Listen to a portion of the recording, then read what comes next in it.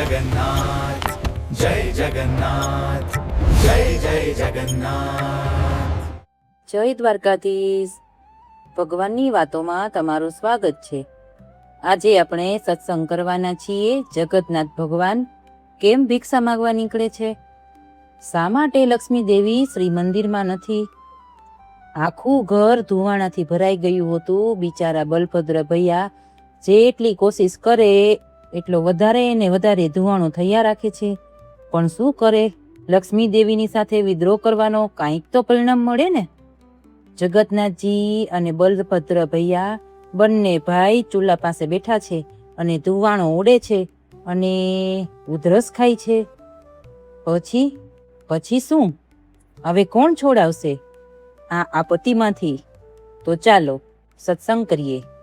લક્ષ્મી દેવીએ જગન્નાથ ભગવાનને શ્રાપ આપ્યો એ આપણે આગળના વિડીયોમાં સત્સંગ કર્યો હતો।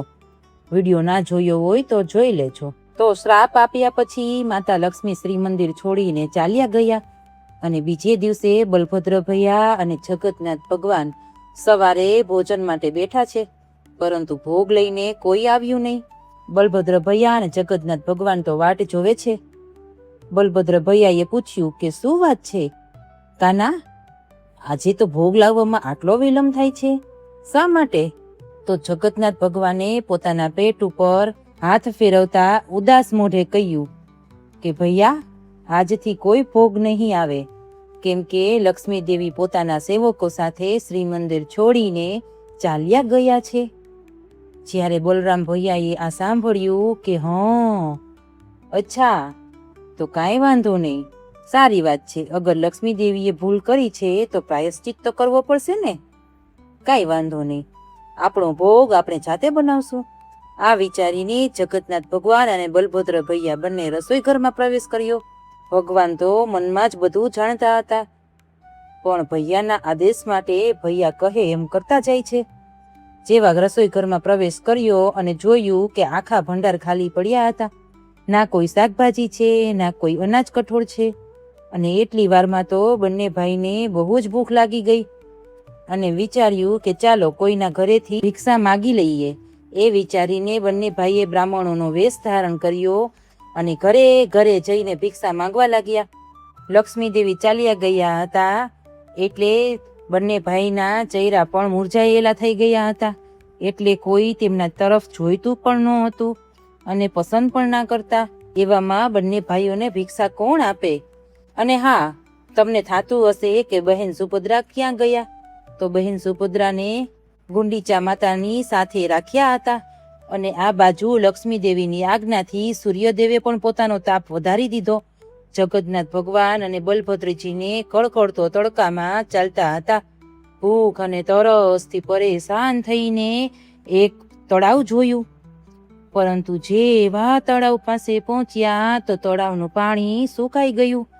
નિરાશ થઈને બંને ભાઈઓ એક ઝાડ પાસે પહોંચ્યા અને વિચાર્યું કે આ ઝાડના કૂણા કૂણા પાંદડા ખાઈને પેટ ભરી લઈ, પરંતુ જેવા પાંદડાને તોડવા માટે હાથ લંબાવ્યો તો પાંદડા પણ સુકાઈને ખરી ગયા અને આવી રીતે આખો દિવસ પૂરો થઈ ગયો અને સાંજ થઈ ગઈ, પરંતુ ના કાંઈ ભોજન મળ્યું કે ના કાંઈ ખાવા પીવાનું। છેવટે થાકીને એક મંદિર પાસે પહોંચ્યા જ્યાં અત્યારે જ પ્રસાદ દેવામાં આવતો હતો। બંને ભાઈઓએ ભક્તોને વિનંતી કરી કે પ્રસાદ ખાવા માટે આપો, પરંતુ તમે તો જાણો જ છો લક્ષ્મી દેવીનો ક્રોધ, એટલે કોઈના મનમાં એમ નહોતું થતું કે પ્રસાદ આપે। એવામાં એક વૃદ્ધ સ્ત્રીને એના ઉપર દયા આવી ગઈ અને તેની કરુણાને લીધે બંને ભાઈઓને એક પાત્રમાં મમરા આપ્યા। આ મમરાનો પ્રસાદ જોઈને બંને ભાઈ પ્રસન્ન થઈ ગયા, પરંતુ શું તમને લાગે છે કે લક્ષ્મી દેવી આટલું આસાનથી, આટલી સહેલાઈથી આ પ્રસાદ તેમને ખાવા દેશે? ના, નહીં ખાવા દે। જેવો પ્રસાદ લેવા માટે હાથ લાંબો કર્યો કે તે જ સમયે લક્ષ્મી દેવીના કહેવાથી પવન દેવે પોતાનો વેગ વધારીને તેજથી હવા આવી અને બધા મમરા હવામાં ઉડી ગયા। અને તમે તો વિચારો કે તે સમયે જગન્નાથ ભગવાન અને બલદેવજીની શું સ્થિતિ થઈ હશે. ભગવાન જગન્નાથ તો બધું જાણતા હતા, પરંતુ બલદેવ ભૈયાને અહેસાસ કરાવવા માટે આ લીલા કરતા હતા. આ એ જ આખા જગતના નાથ અને બલદેવ ભૈયા છે, જેને દિવસમાં કેટલી વાર ભોગ અર્પણ કરવામાં આવે છે. તેના હાથ ક્યારેય સુકાવા નથી દેતા. જે એક સમયમાં 56 ભોગ ખાય છે, એવામાં આજ બંને ભાઈઓને એક સૂકા પાંદડા પણ નથી મળતા. તમે વિચારો કે તેની શું હાલત થઈ હશે. છેવટે તેમણે કોઈને પૂછ્યું કે ભાઈ, અમને બહુ જ ભૂખ લાગી છે, શું તમે અમને બતાવી શકશો કે આ સમયે અમને ક્યાં ભોજન મળી શકશે? અને બીજા વ્યક્તિએ કહ્યું કે અવશ્ય. જોવો, ત્યાં ચાંડાલોનું ગામ છે, ત્યાં એક કરુણામય સ્ત્રી રહે છે. તે પુણ્યશાળી છે અને દાની પણ છે. તે અવશ્ય તમને ભોજન આપશે. ત્યાં જઈ આવો. તે સાંભળીને જગન્નાથ ભગવાન અને બલભદ્ર ભૈયા સ્ત્રીના ઘરે ગયા અને એ સ્ત્રીએ પ્રેમપૂર્વક આદર સત્કાર કરીને કહ્યું કે તે હમણાં જ તેના માટે ભોજન બનાવીને લાવે છે. પરંતુ જોવો, આ તો આપણા બલદેવજી છે. તેમની ઈચ્છા ના હતી કે એક ચાંડાલ સ્ત્રીના હાથે ભોજન બનાવેલું ખાય. એટલે બલરામજીએ કહ્યું કે અમે અમારું ભોજન સ્વયં બનાવીને જ ખાશું. ત્યારે તે સ્ત્રીએ કહ્યું કે ઠીક છે, જેવી તમારી ઈચ્છા. અને તે સ્ત્રીએ ઘરમાં એક જગ્યાએ નવો ચૂલો બનાવી દીધો, સ્વચ્છ અને નવા વાસણ લાવી દીધા અને બલરામજીની ઈચ્છા અનુસાર બધી વ્યવસ્થા કરી દીધી. અને બલરામજીએ જગન્નાથજીને કહ્યું કે કાના, તું ભોજન બનાવ અને હું સ્નાન કરીને આવું છું. અને બલરામજી પ્રસન્ન થતા થતા સ્નાન કરવા ચાલ્યા ગયા અને પાછળ છોડીને ગયા આપણા પ્યારા જગન્નાથ ભગવાનને. જગન્નાથજી પણ પોતાના ભાઈની આજ્ઞા માનીને બેસી ગયા ભોજન બનાવવા. શું કરે? ભોજન તો ત્યારે જ બનશે ને જ્યારે ચૂલો જગશે. ભગવાને એટલી કોશિશ કરી, પરંતુ ચૂલો તો જગતો જ નથી. અને આ બાજુ બલરામજી સ્નાન કરીને પાછા આવ્યા અને રસ્તામાં વિચારે છે કે હવે તો કંઈક ખાવાનું મળશે. અને જ્યારે જગન્નાથ ભગવાન પાસે પહોંચ્યા તો જોયું કે જગન્નાથ ભગવાને કાંઈ પણ બનાવ્યું ન હતું. ભૈયા બલભદ્રએ જગન્નાથ ભગવાનને સારી રીતે ખીજાઈ ગયા અને કહ્યું કે કાના, આ શું કરસ? તારાથી એક ચૂલો પણ નથી જગતો. આટલો સમય થઈ ગયો તો પણ હજી ચૂલા ઉપર તપેલું પણ નથી મૂક્યું. હટ, હું બનાવું છું, બધી સામગ્રી મને આપી દે. આમ કહીને બલરામજી ખુદ બેસી ગયા ચૂલા પાસે રસોઈ બનાવવા. પરંતુ આશ્ચર્યની વાત એ હતી કે જેમ જેમ આગ પ્રગટાવવાનો પ્રયાસ કરતા, ઉલટાનો આગની જગ્યાએ ધુવાણો થતો. ઘણી વાર પ્રયત્ન કર્યા તો પણ બલરામજી ચૂલો ના જગાવી શક્યા. આખું ઘર ધુમાડો થઈ ગયું. બધા લોકો ખાંસવા લાગ્યા અને હવે તો બંને ભાઈની આંખોમાંથી પણ પાણી વહેવા લાગ્યું. થાકીને જગન્નાથજી અને બલદેવજીએ એ ઘરની સ્ત્રીને કહ્યું કે તેમના માટે કંઈક ખાવાનું આપી દે. અને તે સ્ત્રી બંને ભાઈઓ માટે ભોજન લઈને આવી. જેવું જ બંને ભાઈઓએ ભોજન આરોગ્યું તો તેમને એ વાતનો અનુભવ થયો કે ભોજન કેટલું સ્વાદિષ્ટ હતું અને એનો સ્વાદ પણ કાંઈક જાણ્યો જોયેલો લાગતો હતો. બિલકુલ એવો સ્વાદ હતો કે જેવો લક્ષ્મી માતા એમના માટે ભોગ બનાવતા હતા. અને ભોજનના અંતમાં વિશેષ મીઠાઈ પીરસાઈ હતી.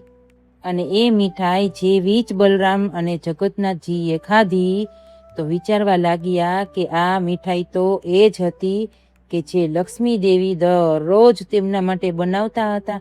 તો પછી આ સ્ત્રીને તે મીઠાઈ કેવી રીતે બનાવી લીધી તેના માટે? આ જોઈને બંને ભાઈઓને વિશ્વાસ થઈ ગયો કે આ ઘરમાં લક્ષ્મી દેવી અવશ્ય છે અને આ ભોજન પણ તેમના દ્વારા જ બનાવવામાં આવ્યું હતું. નહીં તો આ સ્ત્રીને કેમ ખબર પડે કે જગન્નાથજીને જમ્યા પછી આ વિશેષ મીઠાઈ જોઈએ છે? અને આખરે બંને ભાઈઓએ પોતાની ભૂલનો અહેસાસ થયો અને ખાસ કરીને બલરામજીને. અને એ તો છે મોટા ભાઈ, એટલે લક્ષ્મી દેવી સાથે તે સીધા વાત ના કરી શકે.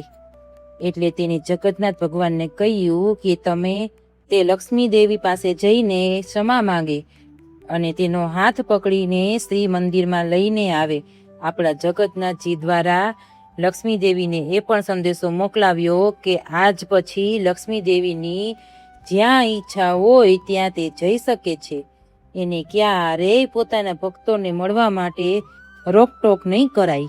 અને મોટા ભાઈની આજ્ઞા સાંભળીને આપણા પ્યારા જગન્નાથજી મનમાં ખુશ થતા એને તો એટલું જ જોતું હતું કે મોટા ભાઈ પોતાની ભૂલ સ્વીકારે.